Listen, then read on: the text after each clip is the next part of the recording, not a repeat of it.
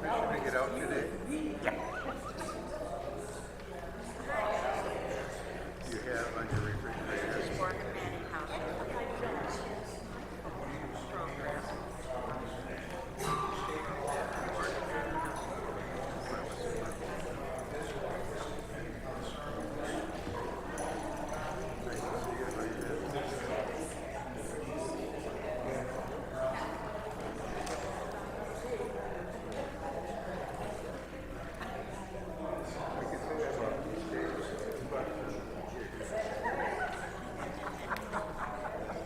I'm not quite at the point yet where I say, well, as long as I wake up in the morning and I know I'm here for another week, but I feel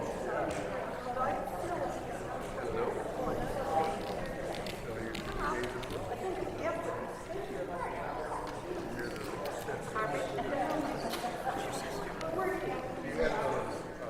Oh my God, that's your sister? Yeah, I love your sister. I'm Terry. Thank you. How's Kathy doing?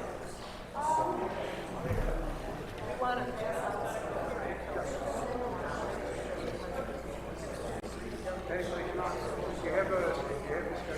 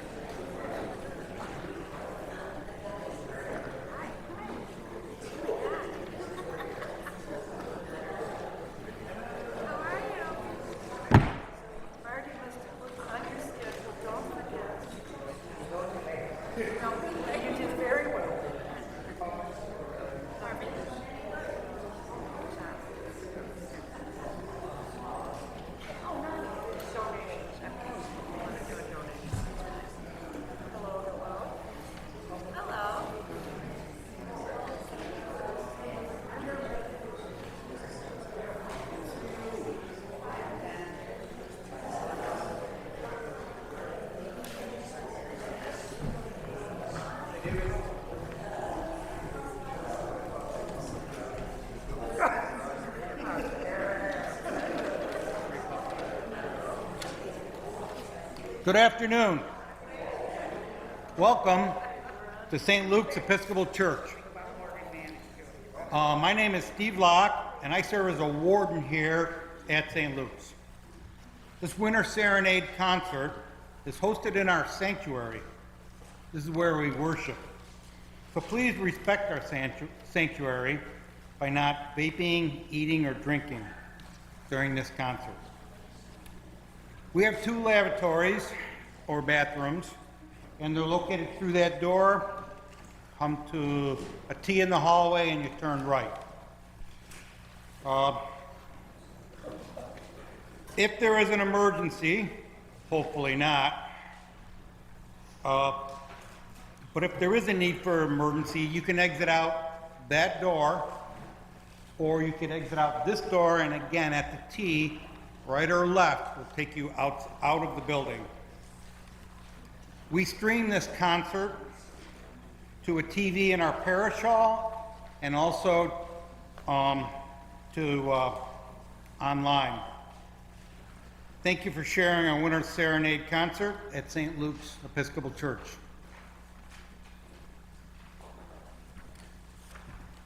My name is Gary Skoog, and we have a special person, Mary Lynn Turner, right here, who's media past president of I'm not that Morgan special. Manning. You're special. You're special.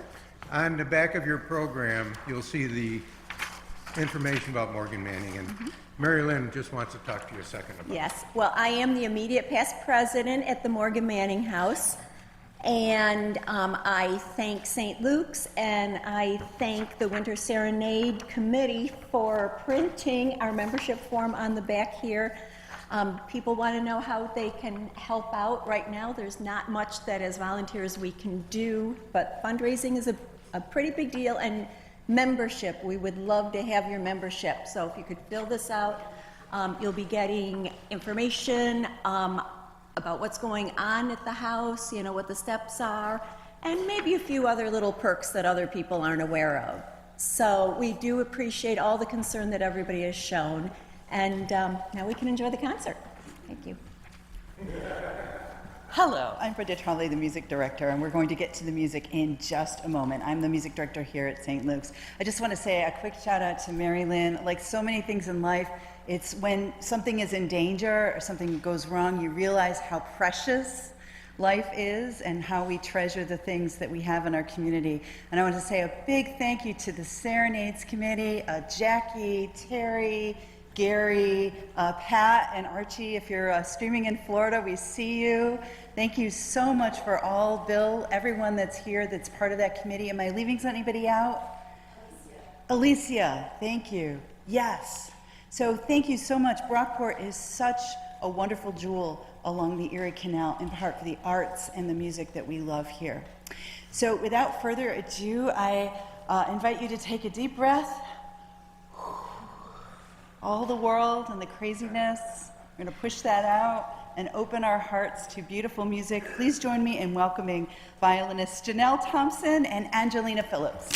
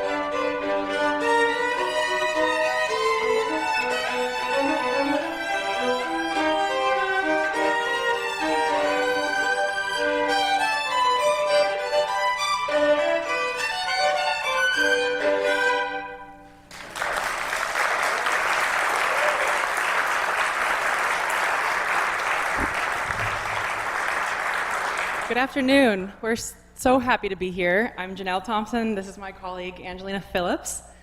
We have a very random program for you today, but I promise it all makes sense, and I'll explain to you as we go. I don't think that one needed a lot of introduction. It's just a fun one for us to play. So the next piece we're going to play is by Jean-Marie Leclerc.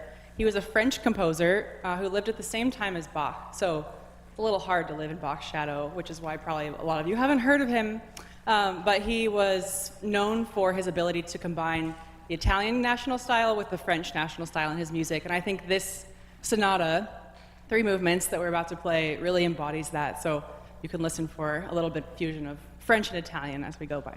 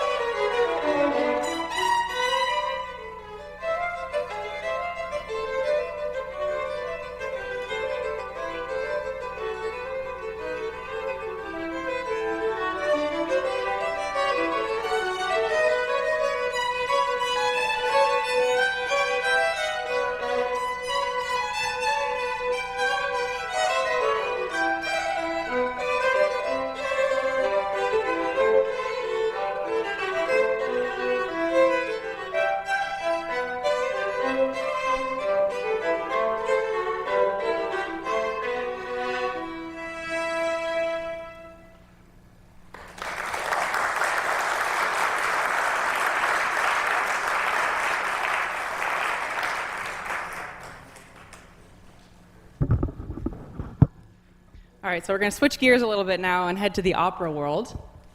We're not going to sing for you, I'm sorry. But we are going to start with the Overture for Marriage of Figaro. This was written in 1785, I believe, and it is like the prime example of opera buffa, which essentially means comedy. It's just a big comedy show. Lots of love, lots of loss, you know, opera, but funny. So the goal was for there to always be a little joke here or there. So you'll hear some of that in the music.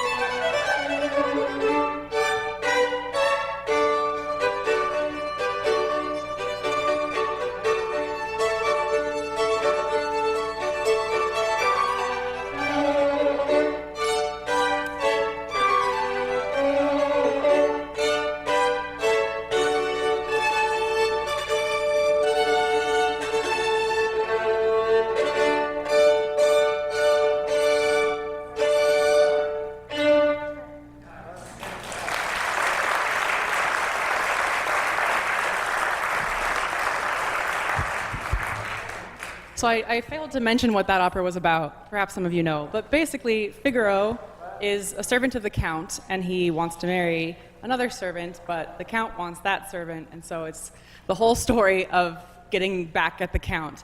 Now we're going to play the prequel to The Marriage of Figaro, which is The Barber of Seville, which was written 30 years after The Marriage of Figaro. This Rossini opera is what inspired Mozart to write The Marriage of Figaro. So in this one, same Figaro, except now he's the barber, and he's helping the Count find a woman that he wants to be with. So, you know, he helps the Count, and then he unhelps the Count in The Marriage of Figaro. But this is the Cavatina Figaro from The Barber of Seville.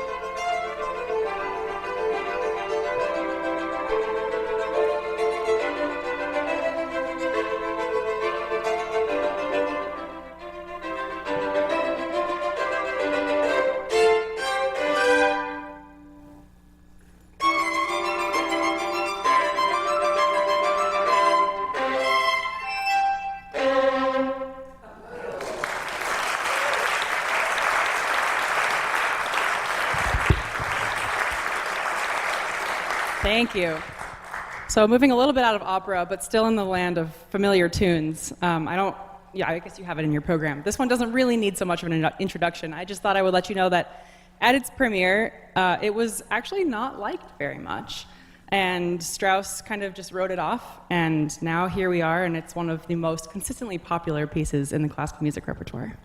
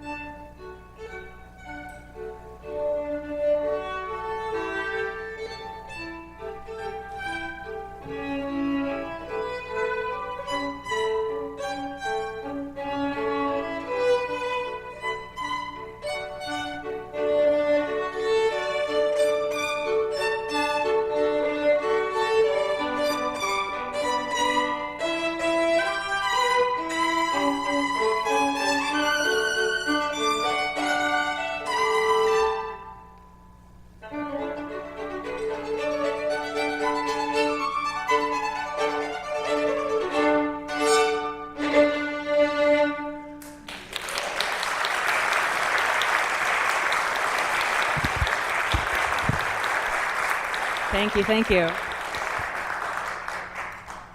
So we're moving out of all of that into something very unique. We have two little, very short pieces for you. The first is one of the movements of the 6 canonic sonatas by Telemon, who wrote these. So basically, Angelina and I are playing off the same piece of music, but she's going to start a measure after me. So basically, like singing row, row, row your boat or something in canon with a friend. So I just want you to think for a second about sitting down to write a piece and thinking, oh yeah, I'll turn this into a duet with one line of music.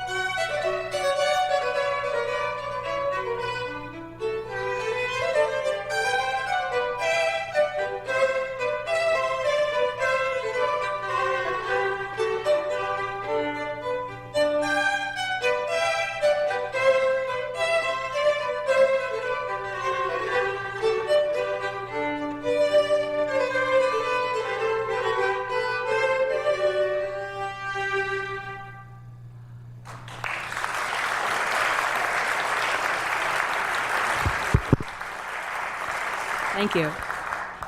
So if you thought that might be a hard thing to compose, you're really going to like this next one. So this is called The Mirror, and we actually don't know who wrote it. It's attributed to Mozart. Not really sure. I like to think it's Mozart because he definitely could have done something like this. So I'm going to ask Angelina to take her stand away.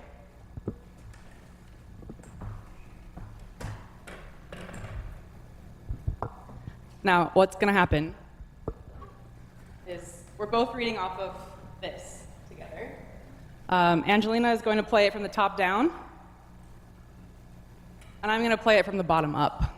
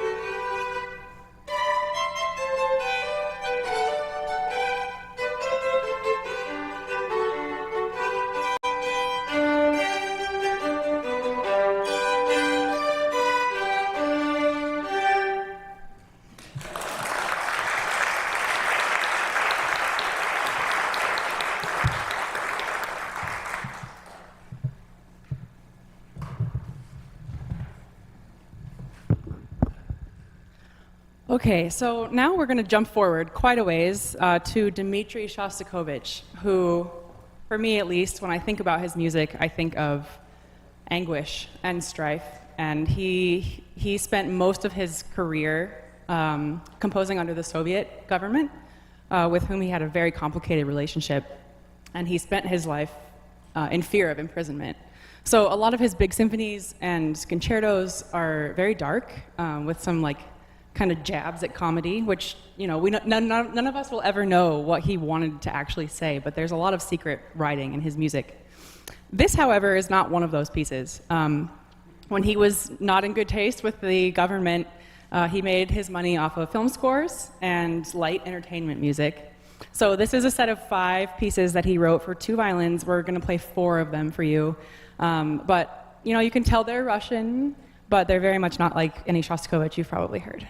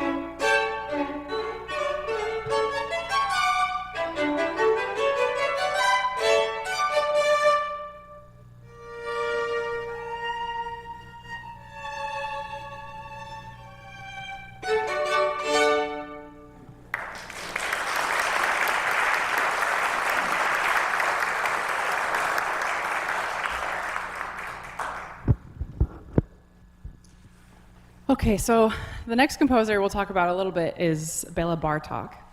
And that's one where you might say, uh-oh.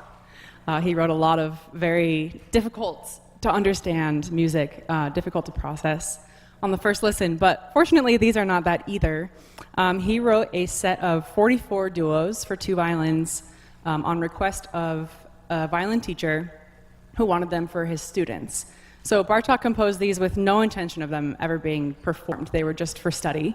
But we do it all the time now because they're really lovely. He was most well known for incorporating Eastern European folk songs into his compositions. So as we play through these, they're not always completely tonal, but you can definitely feel the folk song in it. Bartok did take some liberties in these duos and added a little bit of his own flair, so they're not exactly what you'd hear in the countryside, but they are all inspired by Eastern European folk songs.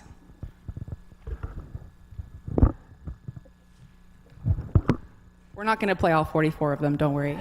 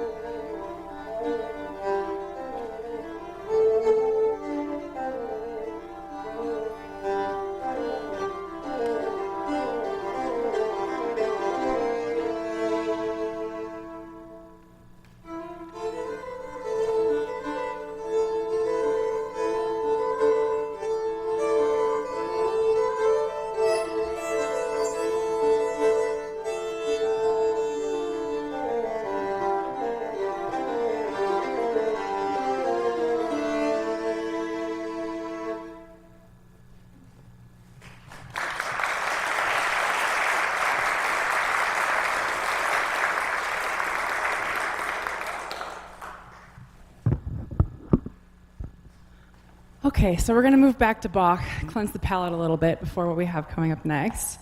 Like I said, the Leclerc we played in the beginning was actually written pretty much at the same time as this concerto for two violins that we're about to play. This is arguably one of Bach's most famous or most played pieces, mostly because if you know the Suzuki method, which is most of us grew up learning through this Suzuki method, there's 10 books in this method, and the end of book 4 is the second violin part, and the end of book 5 is the first violin part. So we all learn this as part of our standard repertoire going up. However, we don't ever get to play any more than just the first movement, so we're going to take a little liberty today, and we're going to start with the second movement, and then we'll play the first movement for you.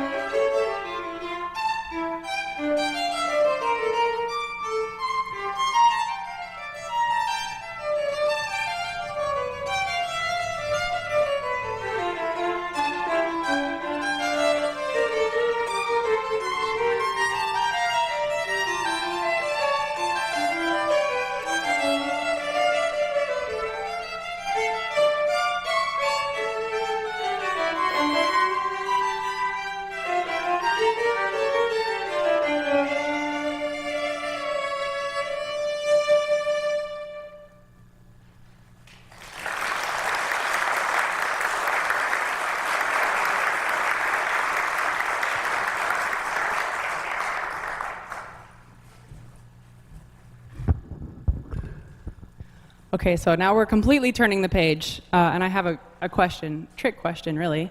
Does anyone know what the difference is between a violin and a fiddle?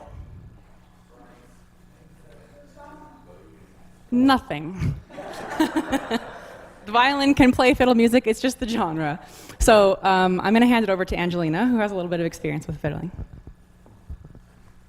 Hi, first of all, since I haven't spoken yet, I just wanted to thank you all for being here. It means a lot to us that you want to come and listen to this program that we've put together, and we're having such a great time playing it. This next piece, the St. Louis Blues, is something that I have a little bit of a history with. I actually started fiddling before I started playing the violin classically. At the age of like 7 or 8, my mom would sign me up for all these fiddle competitions, and I would just get up there and fiddle my little heart out. But part of these competitions had this really fun, I don't know, part to them where after you were done playing, you could go out and there was this huge lawn with all of these people watching and also fiddling. And so you would just mosey on over and join a huge circle of people that were just fiddling, and you would just improv. And so one of these songs, the St. Louis Blues, is something that I used to improv. Was I good at it? No. But I had a lot of fun doing it at a young age, and it just brings me a lot of joy to be able to play it with Janelle here today. So thank you again for listening. Hope you enjoy.